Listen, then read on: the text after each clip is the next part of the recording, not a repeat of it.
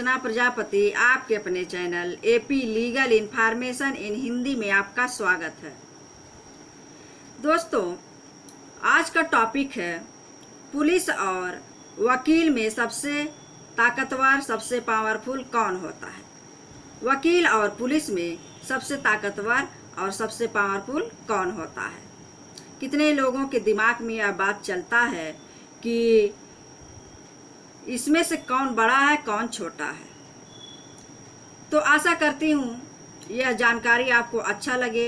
अगर अच्छा लगेगा तो like, share, subscribe, bell press, all button click करिए ताकि ऐसे ही अच्छी अच्छी वीडियो आप तक सबसे पहले पहुँच सके और आप लाभ ले सकें।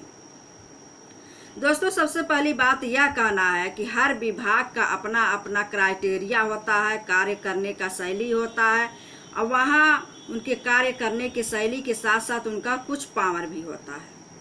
ये हर विभागों की बात है, अपने अपने कार्यों की दक्षता की वजह से उनका पावर रहता है। तो आइए हम जानते हैं इसमें महत्वपूर्ण रूप से हम देखेंगे वकील और पुलिस में सबसे बड़ा कौन होता है।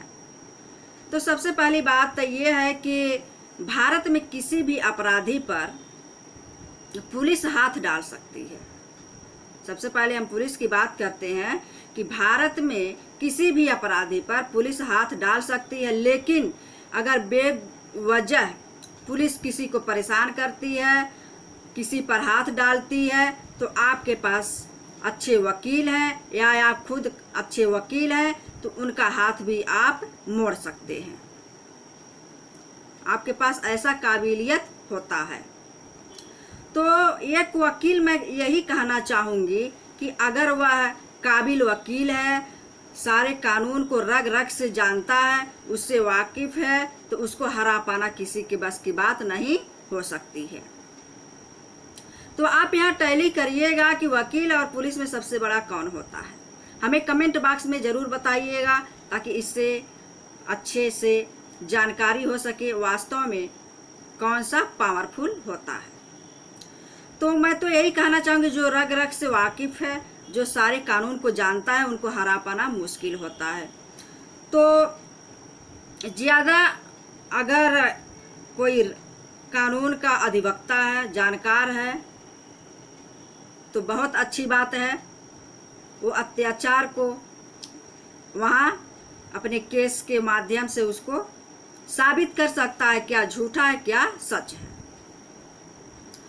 तो अगर कोई अनुभवी महिला अगर आपके सामने वकील हो जाती है तो वो तो आपके लिए और भी खतरनाक साबित हो सकती है।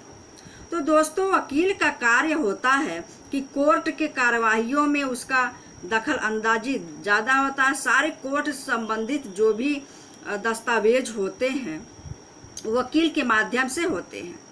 अदालत की कार्यवाहियों में वकील का ही कार्य होता है। कोर्ट में जो भी अदालत की कार्यवाहियाँ होती है, कैसे केस को तैयार करना है, कैसे केस बनाना है, किस तरह से केस को प्रेजेंटेशन देना है ताकि जो बेगुनाह है वह बरी हो जाए, ये सारी चीज़ें एक वकील ही करता है। पुलिस का कार्य ये हम देखते हैं, पुलिस का कार्य ये होता है वह कोर्ट के बाहर का कार्य करती है। वकील जो होता है वह कोर्ट के अंदर का कार्य करता है, अदालती कार्रवाइयों का। तो जैसे मान लीजिए एक पुलिस है, उससे किसी अपराधी को गिरफ्तार कर लिया है। उदाहरण के तौर पर हम देखेंगे कि कोई पुलिस अधिकारी किसी को पहली बात तो गिरफ्तार कर सकती है। अगर कोई गिरफ्तार कर ली है, सेक्शन 41 में सीआरपीसी में यह प्रावधान किया है कि कोई अगर गिरफ्तार करता है, पुलिस अधिकारी ही गिरफ्तार कर सकता है। और सबसे ज़्यादा पुलिस अगर किसी बात का, किसी धारा का उपयोग करती है तो वह है 151। 151 के तहत पुलिस किसी को भी गिरफ्तार कर सकती है। और इसमें बहुत ऐसे पुलिस वाले होते हैं, सभी पुलिस वाले ऐसे नहीं होते हैं, फिर भी मैं कहूँगी कि यह धारा उनके लिए रामबाण की तरह कार्य करता है। कहीं कहीं इसका गलत उपयोग भी लोग कर देते हैं। यह धारा यह कहती है कि जिस पर पुलिस को संदेह हुआ कि ये अपराध कर सकता है, उसको छोड़ने से अपराध बढ़ सकता है, कुछ क्राइम हो सकता है, तो उसको संदेह है, बस उसको गिरफ्तार कर लेती है। तो ये बहुत ही सटीक धारा उन लोगों के लिए होता है जो बहुत उपयोग में लाई जाती है।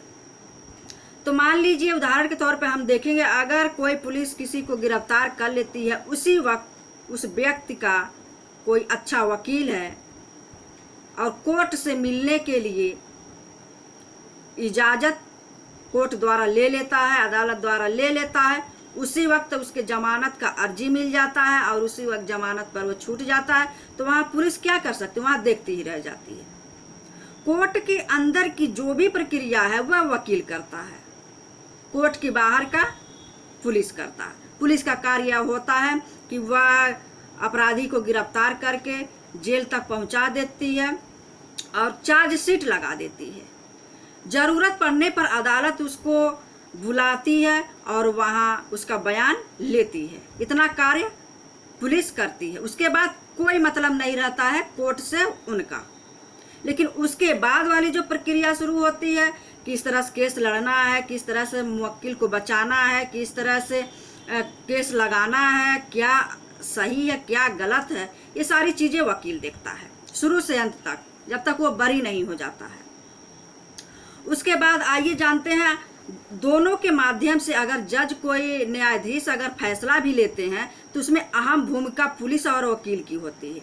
ये दोनों सहपाठी भी हम मान सकते हैं इसको कि ये दोनों बहुत अच्छे दोस्त भी होते हैं कि एक पुलिस और वकील दोनों के ही माध्यम से अपराधी घोषित होता है।